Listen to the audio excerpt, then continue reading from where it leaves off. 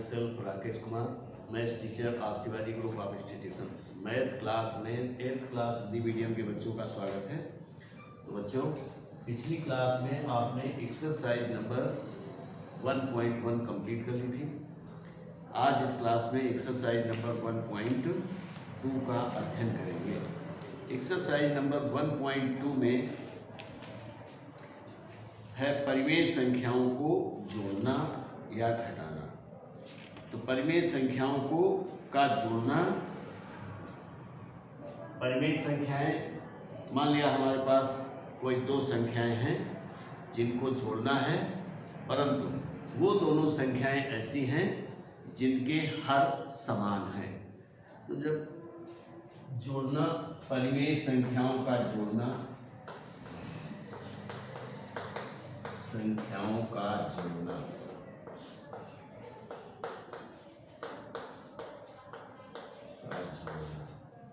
जब हर समान हो, जब हर समान हो, जैसे मान लीजिए हम कह रहे 3/5 और 1/5। जब किन्हीं दो परिमेय संख्याओं के हर समान होते हैं तब इनका योग करने में हम दोनों एनी1 यानी किसी एक हर को लिखते हैं। जैसे 3/5 प्लस 1/5, दोनों के हर समान हैं, एनी1 को लिखेंगे और दोनों अंश को प्लस करके लिख देंगे, यानी 3 + 1 और इज इक्वल टू 4/5। तो इस प्रकार से संख्याओं का जोड़ना हो गया। कभी कभी ऐसा होता है कि एक संख्या प्लस की होती है और एक संख्या माइनस की होती है, उस पोजीशन में यहाँ माइनस लगा दिया जाता है। जैसे सेकेंड टाइम पे अगर हम कहें 3/5 और प्लस ब्रैकेट -1/5, तो फर्स्ट टाइम हम ब्रैकेट को ओपन करेंगे 3/5 और अब चूंकि माइनस डोमिनेंट होता है इसलिए अगर ब्रैकेट ओपन करेंगे तो ये प्लस माइनस में चेंज हो जाएगा और -1/5 हो जाएगा। एलसीएम नोट करेंगे, यानी अब दोनों हर समान है संख्याएं, तो इसलिए एनी1 को हम नोट कर देंगे और 3 - 1 = 2/5। तो इस प्रकार से हमको ये आंसर मिल जाता है। तो परिमेय संख्याओं को जोड़ने के पहले अब योग के कुछ नियम हैं, उन नियमों को जानने की जरूरत है। तो योग के नियम, परिमेय संख्याओं के योग के नियम। परिमेय संख्याओं के योग के नियम।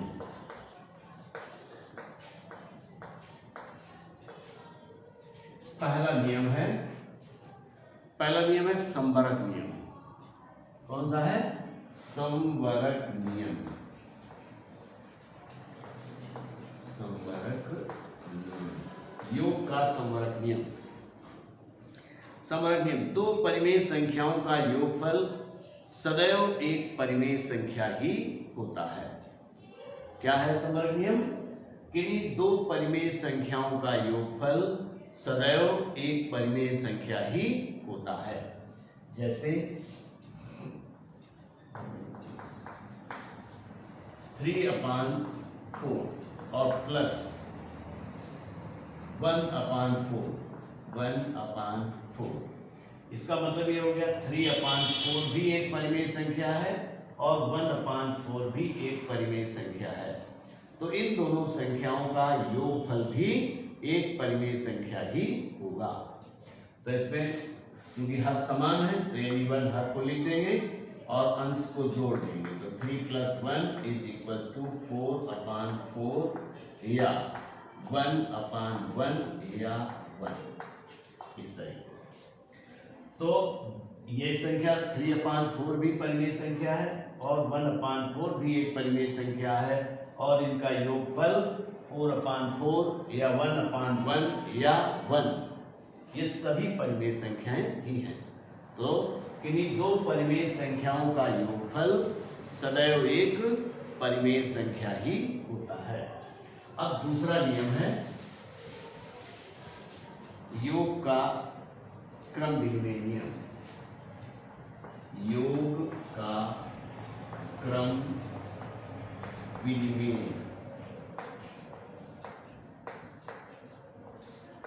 नियम।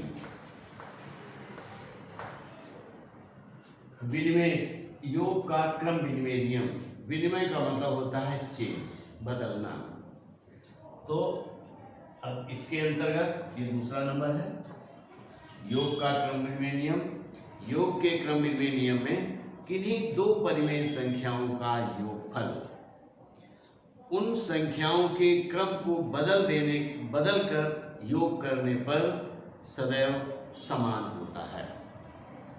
किन्हीं दो संख्याओं का योगफल किसी भी क्रम में योग करने पर समान प्राप्त होता है। या दो परिमेय संख्याओं को किसी भी क्रम में जोड़ा जाए तो उनका योगफल सदैव समान रहता है। जैसे 3 2/3 और प्लस 1/4 या 1/4 प्लस 2/3। कोई दो परिमेय संख्याएं हैं 2/3 एंड 1/4, तो इनको पहले 2/3 प्लस 1/4 करके जोड़ा जाए या इनके क्रम को बदल दिया जाए, विनिमय कर दिया जाए, एक्सचेंज कर दिया जाए या बदल दिया जाए। तो 1/4 प्लस 2/3, इसमें 2/3 पहले था, इसमें 1/4 पहले है, इसमें 1/4 बाद में था, इसमें 2/3 बाद में है। जो इनका योग करते हैं तो योग करने पर दोनों में समान ही प्राप्त होता है, यानी इनका दोनों का योगफल समान होगा। तो इसमें एलसीएम लेंगे तो 12 हो जाएगा। 3 4 जा 12 और 4 2 जा 8 और प्लस 4 3 जा 3, या इसमें भी एलसीएम लेंगे तो हो जाएगा 12। 4 3 जा तो 3 1 जा 3 प्लस 3 4 जा 12 4 2 जा 8 इज इक्वल्स टू, इसमें आ जाएगा 11/12 या इसमें आ जाएगा 11/12। तो ये दूसरा नियम था योग का, परिमेय संख्याओं के योग का ये दूसरा नियम है। कौन सा है? योग का क्रम विनिमय नियम। अब तीसरा है इसी प्रकार का योग का सहचर्य नियम। तीसरा योग का सहचर्य नियम।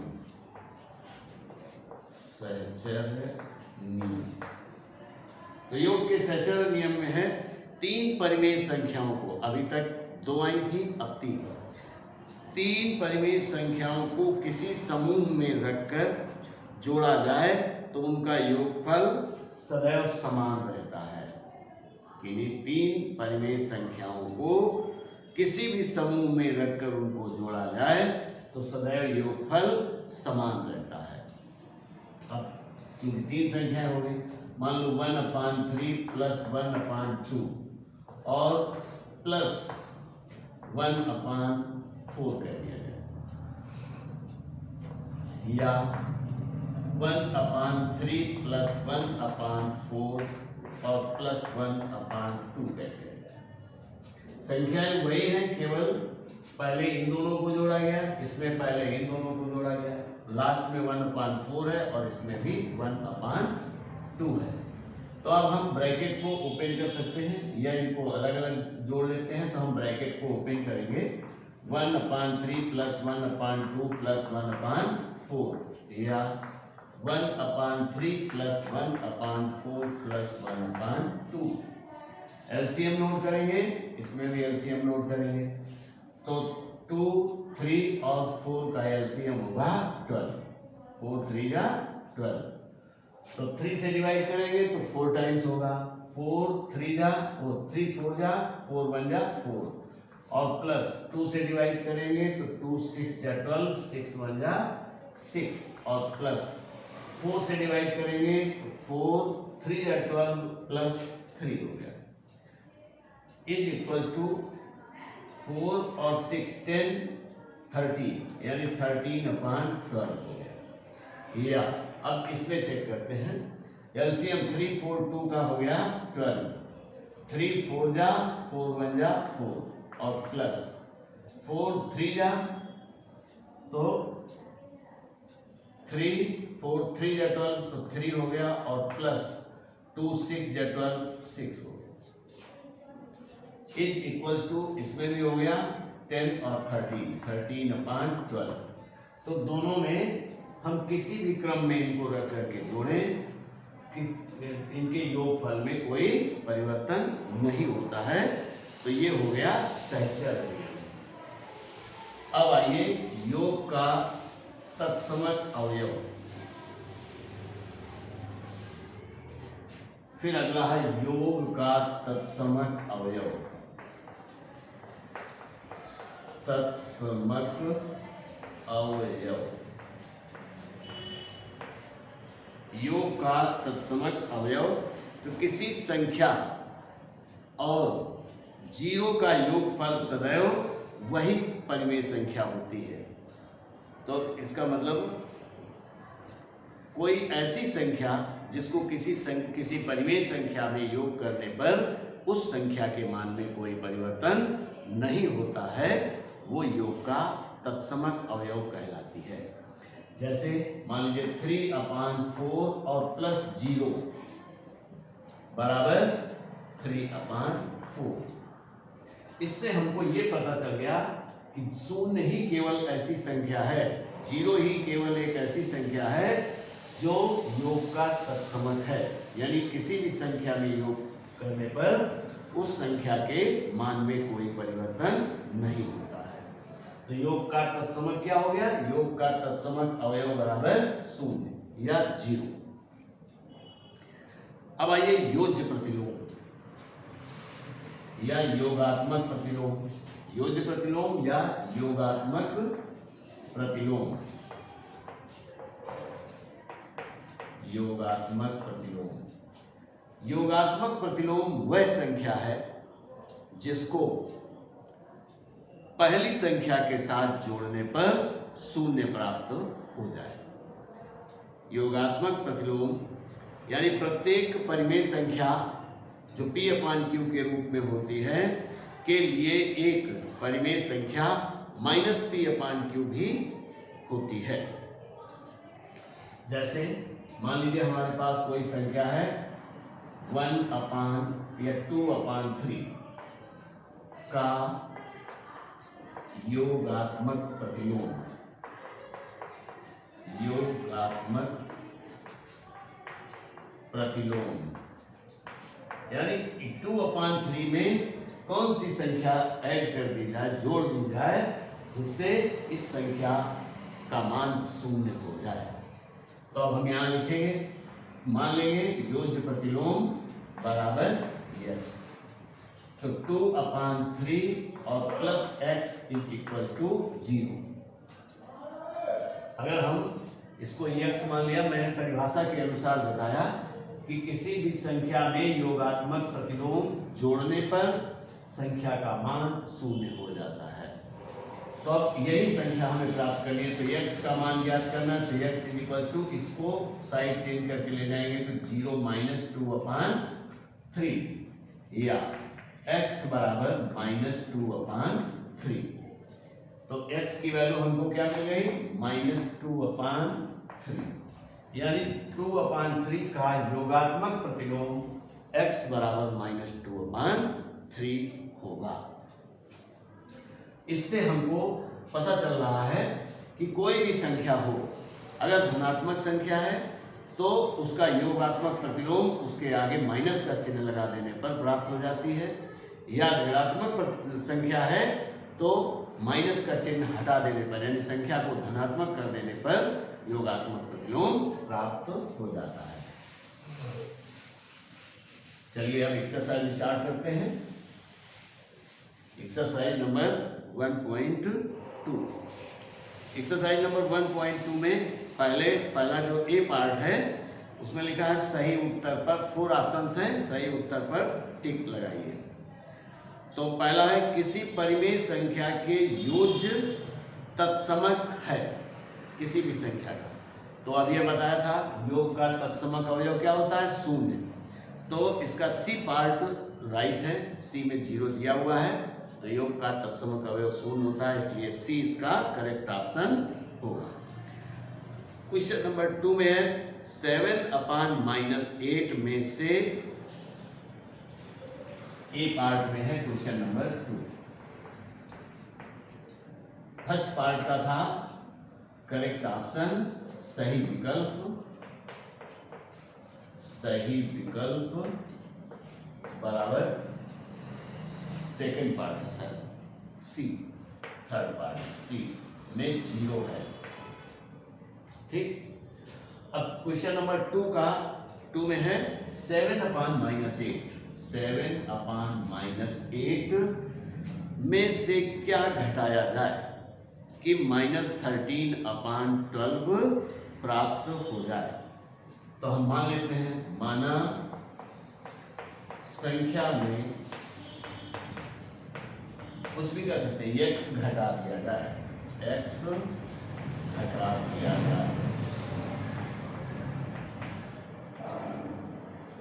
तो हम लिखेंगे 7/-8 minus x is equals to -13/12 ये प्राप्त हो जाए। अब x को चूंकि हमें पॉजिटिव x की वैल्यू फाइंड करना है, इसलिए इस x का साइड इधर चेंज कर दें और इसको इधर लें। तो 7/-8 और इसका साइड चेंज करके लाएंगे तो चूंकि निगेटिव नंबर है तो प्लस में आ जाएगा। 13/12 इज इक्वल्स टू x। अब x की वैल्यू फाइंड कर दी जाए तो हमें आंसर मालूम हो जाएगा।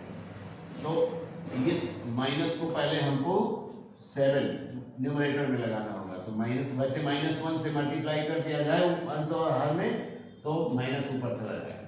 तो -7/8 प्लस 13/12 एलसीएम होगा 24। 8 और 12 का एलसीएम 8 और 12 का एलसीएम बराबर 24।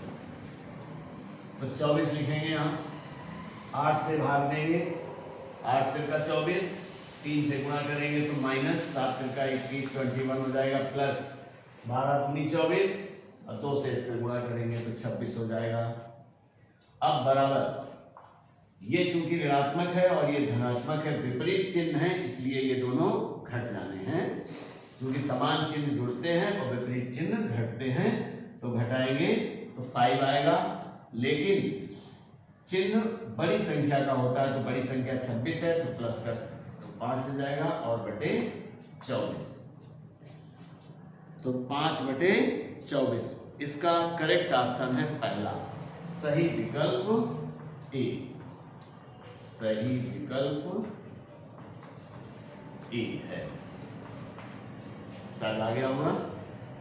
अब है निम्न को हल कीजिए तो परिमेय संख्याओं का योगफल ज्ञात कीजिए।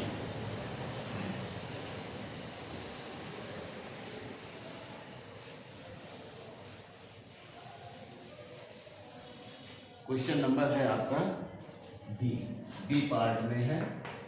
फर्स्ट पार्ट है, फर्स्ट का ए 3/5, फर्स्ट का ए पार्ट है 3/5 योगफल ज्ञात करना है और -1/5, तो -1/5 इसको ब्रैकेट में करेंगे चूंकि दो चिन्ह एक साथ नहीं आते हैं।